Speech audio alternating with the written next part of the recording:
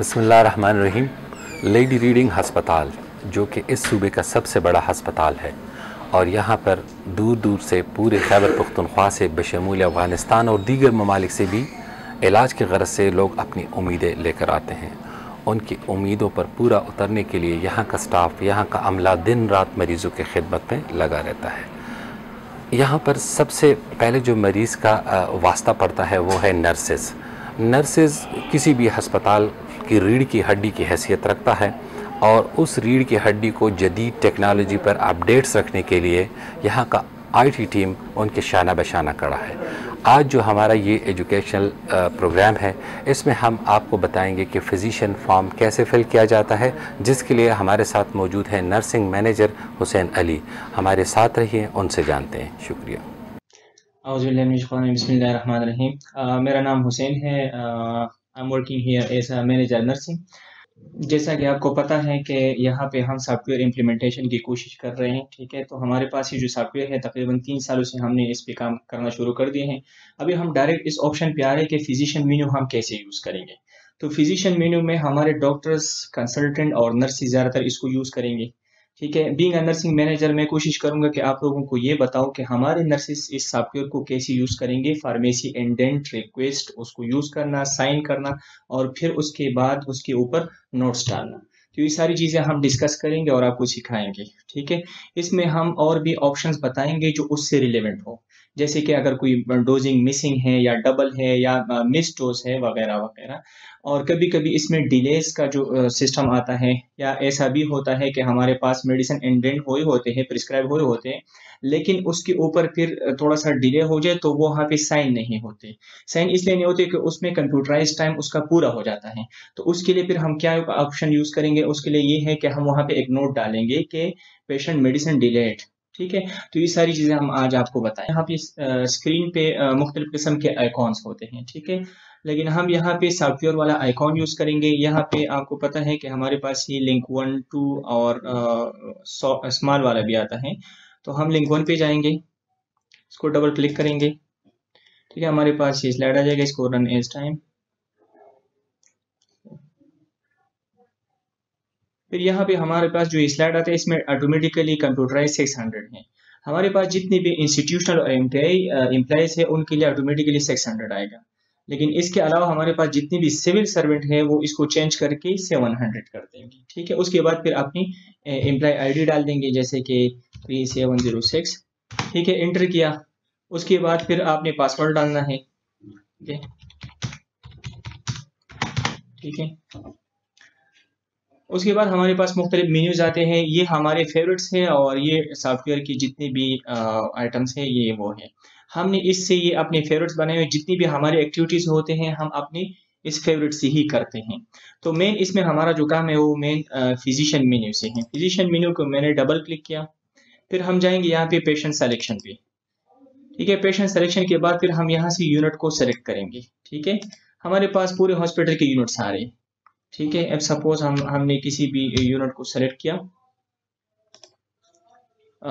जैसे कि ऑर्थोपेडिक पे को, ठीक है। तो यहाँ पे हमारे पास तकरीबन 5 पेशेंट आ रहे हैं। ये हम यहाँ पे भी देख सकते हैं टोटल। अगर हमारे पास अब सपोज 20, 25, 30 पेशेंट हो, उसको काउंट करना मुश्किल होता है, तो यहाँ पे हम डायरेक्ट देख सकते हैं 1/5। हमारे पास अगर पेशेंट ज़्यादा हो तो उसको देखने आसानी से देखने के लिए हम नेम को जब क्लिक करेंगे तो ये A to Z ऑर्डर में हो जाएगा, और अगर दोबारा इसको क्लिक करेंगे तो ये Z to A हो जाएगा, ठीक है। अब सपोज जाहिद खान पेशेंट हैं, ठीक है, इसको ओके किया तो यहाँ पे हमारे पास पेशेंट का पूरा स्टेटस आ जाते हैं। पेशेंट का MR number, name, bed number, age, sex यानी मेल फीमेल, ठीक है। और जो अपने लॉगिन से काम कर रहा है उसका नाम भी यहाँ पे आता है, जैसे कि मेरा नाम हुसैन, तो यहाँ पे मेरा नाम भी आ रहा है, ठीक है। अच्छा, ये हमारे नर्सिस नोट्स हैं, ठीक है। हम डायरेक्ट मेडिकेशन मेन्यू पे जाएंगे, ठीक है। यहाँ पे बहुत ज़्यादा मेन्यू है हमारे पास। यहाँ पे ऑर्डर्स हैं, तो जितने भी डॉक्टर्स प्रिस्क्रिप्शन करते हैं वो यहाँ पे ऑर्डर्स डालते हैं। जैसे कि मेडिकेशन वाला ऑप्शन ये डॉक्टर्स के लिए है। डॉक्टर्स यहाँ से ऑर्डर डालेंगे। अब यहाँ पे एक्सेस डिनाइड इसलिए आ रहा है कि मैं चूंकि बीइंग नर्सिंग मैनेजर मेरे पास नर्सिंग के राइट्स होंगे, डॉक्टर्स के पास जब राइट्स होंगे तो ये ओपन हो जाएगा। यहाँ पे वो मेडिसिन डाल देंगे जैसे कि मेडिकेशन, ब्रांड, डोज, यूनिट वगैरह वगैरह। जब वो इसको साइन करेंगे तो यहाँ पे ऊपर लिस्ट में आ जाएगी, दूसरा तीसरा जितनी भी मेडिसिन वो एंटर करेंगे यहाँ पे लिस्ट बनता जाएगा। ठीक है, जब यहाँ पे उसका लिस्ट बन जाएगा तो नर्सिंग पॉइंट ऑफ व्यू पे हम यहाँ पे नीचे मेडिकेशन एडमिन में आएंगे। मेडिकेशन एडमिन को हम जब डबल क्लिक करेंगे, जैसे कि ये 3 मेडिसिन किसी डॉक्टर ने एंटर की हुई है तो इसमें वो डेट, टाइम, ये सारी चीजें आ रही है। ठीक है, और यहाँ पे बहुत जरूरी ये बात है कि हम यहाँ पे ऊपर चेक करेंगे कि रूटीन के कौन से हैं, PRN, स्टेट, फ्लूइड्स, ठीक है, कॉम्प्लेक्स डोजिंग और op-ed. Op-ed means out patient antibiotic therapy. लेकिन ज्यादातर हमारे पास रूटीन ही के मेडिसिन आते हैं, जैसे कि ये रूटीन के मेडिकेशन है। अब इसमें टाइम मेंशन है 10 बजे, 10 बजे इसमें मेंशन है। यहाँ पे ग्रीन कलर नजर नहीं आ रहा, इसकी वजह ये है कि इसका टाइम फ्रेम पूरा हो गया कंप्यूटराइज। जब इसका ग्रीन कोडिंग यहाँ पे नजर आएगा तो इसका मतलब है कि ये आप साइन कर सकते हो, लेकिन जब मेडिसिन की डोजिंग का टाइम पूरा हो जाता है फिर आप उसको साइन नहीं कर सकते। इसका मतलब है कि आपने या तो मेडिसिन मिस की है या आपने डिले की है। तो अगर आपने बहुत ज्यादा डिले नहीं किया, आप यहाँ पे रिमार्क्स पे आके यहाँ पे नोट डाल सकते हो कि patient medicine delayed, late entry वगैरह इस किस्म की रिमार्क्स आप डालोगे, फिर यहाँ पे आप इसको साइन करोगे। ठीक है, और आपने ये सारी चीजें देखनी है यहाँ पे। इफ सपोज रूटीन के हो गए, फिर आपने PRN, स्टेट, ये सारी, लेकिन यहाँ पे आपको नंबर नजर आएगा जैसे कि यहाँ पे 3 है तो 3 मेडिसिन है, PRN एंटर ही नहीं हुई, स्टेट वगैरह, तो ये सारी आपके पास 0 आ रहे हैं। ठीक है, अच्छा इफ सपोज हमने ये मेडिसिन यहाँ पे साइन कर दिया, ठीक है, तो फिर हम यहाँ से निकल के एक नोट भी डालेंगे। यहाँ पे हम एक नोट डालेंगे कि patient medication administered safely according to prescription। ठीक है, ये नोट बहुत जरूरी होता है, administered। ठीक है, हमने जब ये नोट डाल दिया तो फिर हम इसको साइन करेंगे तो हमारे नोट्स में आ जाएंगे कि पेशेंट की मेडिकेशन हो गई है। डॉक्टर्स ये नोट्स भी देखेंगे और मेडिसिन अपने देखेंगे कि मेडिकेशन एडमिनिस्ट्रेड हुई है कि। अच्छा, मेडिकेशन एडमिनिस्ट्रेशन में डोज टाइम भी बहुत जरूरी है। यहाँ पे हमारे पास जो BD डोज है उसके लिए टाइम है 10 AM 10 PM, यानी यहाँ पे 24 आवर्स आएगा तो 10 AM ही आएगा, लेकिन 12 के बाद 1 2 नहीं आएगा, 13 14 15, तो हमारे पास 22 की टाइमिंग आएगी। ठीक है, मेडिकेशन के अलावा आपने ये देखना है कि 24 आवर्स की मेडिसिन हमारे पास होनी चाहिए। फार्मासिस्ट के पास ईमेल गई हुई है, वो हर 24 आवर्स की मेडिसिन आपके पास भिजवाएंगे। लेकिन उसके साथ साथ आपने ये देखना है कि पेशेंट का नेम, MR नंबर सारे मेडिसिन पे मेंशन हो। अच्छा, दूसरा इसमें बहुत अहम ऑप्शन है वो पेशेंट मॉनिटरिंग का है। ठीक है, पेशेंट मॉनिटरिंग आप यहाँ पे भी चेक कर सकते हैं और पेशेंट मॉनिटरिंग यहाँ पे भी चेक कर सकते हैं। ठीक है, हम यहाँ से कॉमनली पेशेंट मॉनिटरिंग यानी पेशेंट की जितनी भी वाइटल साइंस है हम यहाँ से डालते हैं। ठीक है, तो यहाँ पे हमारे पास ये जितनी भी रिकॉर्ड आ रहे हैं ये हम यहाँ से इंटर करते हैं। यहाँ पे पेशेंट पल्स है, ब्लड प्रेशर यानी सिस्टोलिक, डायस्टोलिक है, फिर temperature, respiratory rate, OT saturation, oxygen कितने लेटर्स पे है, weight, height, BSL means basic sugar level. इसमें ये चीज नोट करें कि अगर पेशेंट का शुगर लेवल 400 से अबव आता है तो इसमें ये मॉनिटर नहीं हो सकता, क्योंकि इसने कंप्यूटराइज रेंज रखा हुआ है कि अप टू 400। ठीक है, अब सपोज यहाँ पे मैं 403 करूं, ठीक है, तो ये मुझे कमांड दे रहा है कि value must be between 0 to 400। ठीक है, तो अगर अब सपोज मेरे पास किसी पेशेंट की वैल्यू 450 430 वगैरह आ जाती है तो फिर वो मैं इसमें लिखने की बजाय मैं अपने नोट में डालूंगा कि patient sugar check that is fasting और रैंडम, और उसके साथ वो वैल्यू लिखेंगे। ठीक है, ओके, तो यहाँ पे पल्स। अच्छा, यहाँ पे जितने भी ये रेड डॉटेड आ रहे हैं इसका मतलब है कि ये डिरेंज वैल्यू है, और जो ब्लैक कलर में आ रहे हैं ये रेंज वैल्यू है। ठीक है, आपको पल्स का पता होना चाहिए उसका क्या रेंज है, ब्लड प्रेशर का, सिस्टोलिक, डायस्टोलिक, फिर टेम्परेचर का। टेम्परेचर यहाँ पे ये चीज नोट करें कि हम जितने भी आज तक हमारे प्रैक्टिस में जो हम टेम्परेचर चेक कर रहे थे वो सेंटीग्रेड में चेक कर रहे थे, फ़ारेनहाइट में चेक करते थे, लेकिन इसमें सेंटीग्रेड में आएगा। जैसे कि हम 98 99 वगैरह डालते थे अपने नोट्स में, लेकिन इसमें आप 36 37 38 के हिसाब से यानी सेंटीग्रेड में आप यहाँ पे टेम्परेचर मार्क करोगे। इसी तरीके से रिस्पायरेटरी रेट यानी नॉर्मली जो है 12 से 20 तक है, तो आप इसमें वो मार्क करोगे। O2 सेचुरेशन जो 90 प्लस होना चाहिए वो आता है। अगर एफ सपोज किसी पेशेंट का सेचुरेशन कम है और आपने उसको ऑक्सीजन पे डाल दिया तो यहाँ पे यस नो आएगा, ठीक है। अगर पेशेंट ऑक्सीजन पे यस, अगर ऑक्सीजन पे नहीं है तो नो। अगर पेशेंट ऑक्सीजन पे यस आपने कर दिया तो यहाँ पे आपने उसके साथ ऑक्सीजन पर लीटर जो है ना आपने मेंशन करना होगा कि कितने लीटर पे उसको ऑक्सीजन मिल रहा है, ठीक है। वेट हाइट हर शिफ्ट में चेक नहीं होता, लेकिन at least at the time of admission weight height जरूर करना चाहिए, ठीक है। और इस तरीके से बेसिक शुगर लेवल वो रैंडम भी हो सकते हैं, फास्टिंग भी हो सकते हैं, ठीक है। एब्डोमिनल गर्थ और हेड सरकमफ्रेंस ज्यादातर ये गायनी में ही यूज होता है, क्योंकि हमारे पास जितनी भी प्रेग्नेंट पेशेंट आते हैं उसके लिए हम एब्डोमिनल गर्थ चेक करते हैं, और जितनी भी बच्चे पैदा होते हैं, डिलीवरीज होते हैं, उसका हम हेड सरकमफ्रेंस देखते हैं। इसके अलावा हम ये ट्रामा केसेस में भी देख सकते हैं, चेक कर सकते हैं कि अगर किसी पेशेंट का ट्रामा हुआ है, एक्सीडेंटल केसेस में अक्सर उसकी एसाइटिस वगैरह ये सारी चीजें हम उस कंडीशन में चेक कर सकते हैं, या किसी की हेड इंजरी हुई है जिसकी स्वेलिंग वगैरह हो तो उस कंडीशन में भी हम हेड सरकमफ्रेंस चेक कर सकते हैं।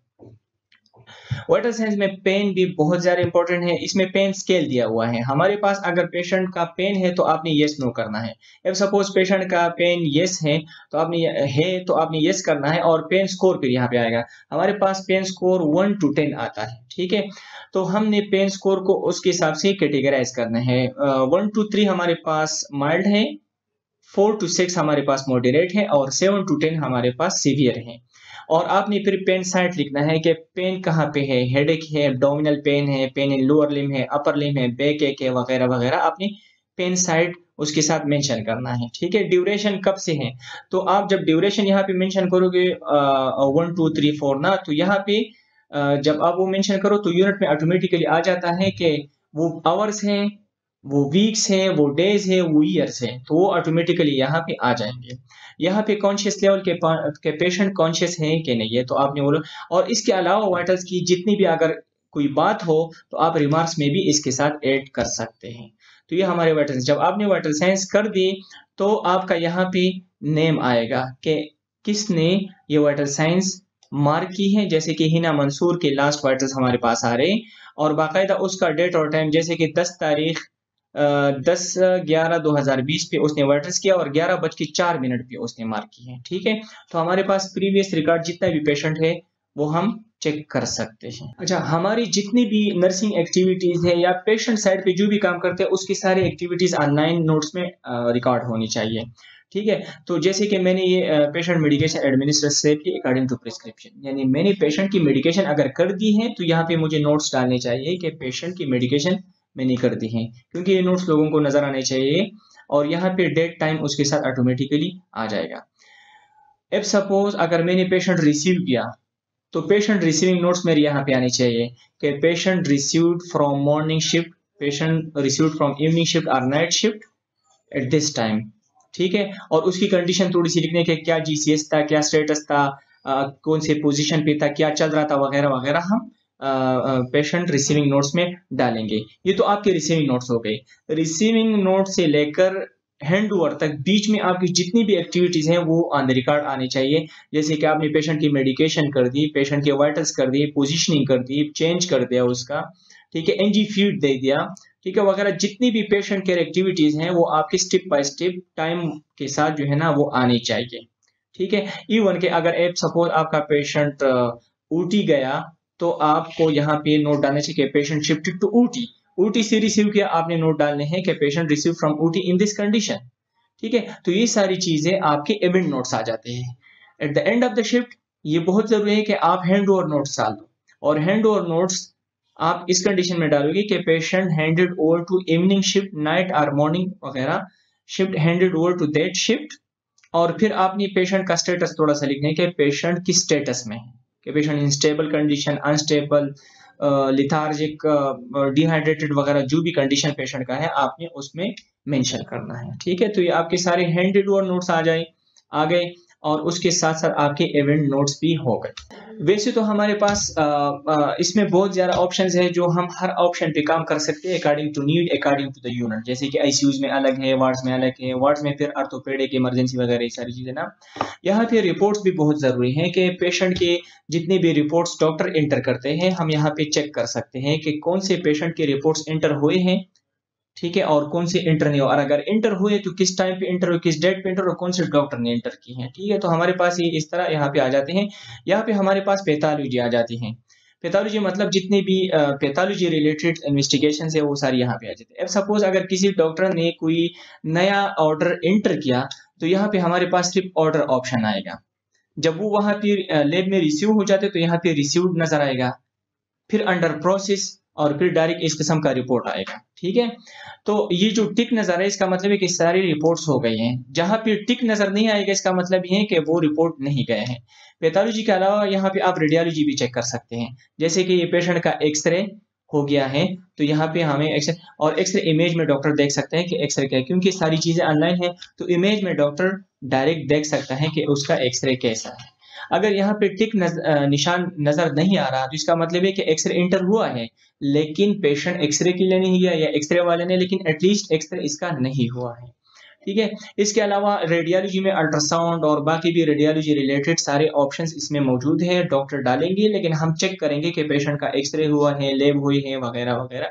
और अगर पेंडिंग है तो हमने रिलेवेंट डॉक्टर या रिलेवेंट डिपार्टमेंट को कॉन्टेक्ट करना है कि वो हो जाए। अच्छा, इसमें आप टाइम भी देख सकते हैं, लास्ट 30 डेज का ये लिखा हुआ है। अब सपोज अगर हमारे पास कोई पेशेंट 3 महीने से है, तो 3 महीने का मतलब ये है कि जो 30 दिन से पहली चीजें हुई है वो आपको नजर नहीं आएंगी, चाहे वो रेडियोलॉजी का है या पैथोलॉजी का है या किसी और चीज का है। तो हम यहाँ पे क्लिक करके 6 मंथ का डाल देंगे। अगर 6 मंथ से ज्यादा तो 1 ईयर, 2 ईयर। कस्टम का मतलब ये है कि इनिशियली जब से इसकी रजिस्ट्रेशन हुई है। तो हमारे लिए ये भी जरूरी है कि हमें इन ऑप्शंस का पता हो, हम पेशेंट के लैब्स इन्वेस्टिगेशन वगैरह चेक करें और हम उसके हिसाब से फिर रिलेवेंट लोगों को इन्फॉर्म करें। जैसा कि सॉफ्टवेयर के बारे में हमने ये इतनी डिस्कशन किया और सारे ऑप्शंस बताते हैं अकॉर्डिंग टू नीड। तो इस सॉफ्टवेयर का यूज बहुत ज़्यादा इंपॉर्टेंट है और बहुत ज़्यादा इफेक्टिव है, रिलायबल है। इसका ये फायदा है कि आप सारा रिकॉर्ड चेक कर सकते हो किसी भी टाइम पे और किसी भी सिस्टम पे, और किसी भी सिस्टम पे आप जाके डेटा डाल सकते हो। तो इसमें रिलायबिलिटी बहुत ज़्यादा है। इसके बेनिफिट्स भी बहुत ज़्यादा है। इसके बेनिफिट्स ये हैं कि देखो, अगर आपने कोई चीज इंटर की है तो वो कोई भी एविडेंस है आपके लिए, किसी को भी आप दिखा सकते हैं। ठीक है, दूसरी बात यह है कि जैसे कि पुराने पेपर्स और रजिस्टर वाला सिस्टम था तो वो खत्म हो जाएगा। ये आज का सेशन हो गया। तो इसके अलावा भी अगर कोई ऐसी ऑप्शन रह गई हो जो आपके जहन में कोई क्वेरी उसके बेस पे आ रहे हो, तो इसके बाद भी हम और भी सेशंस इंशाल्लाह इस तरह कंडक्ट करेंगे। आप लोग हमारे आईटी डिपार्टमेंट भी आ सकते हैं, आप मेरे साथ भी कांटेक्ट, आप हमारे इसके लैब में भी आ सकते हैं। लेकिन हम हर किस्म की कोशिश करेंगे कि आपके लिए हम इसमें आसानियां पैदा करें और आपको सिखाएं और आपको इस पे फैसिलिटेट करें। लेकिन इंशाल्लाह जब आप इसको यूज करना शुरू करेंगे तो आपके लिए कोई मसला नहीं होगा। At least if you have any issue you can contact us anytime, your IT department or nursing department. Thank you so much.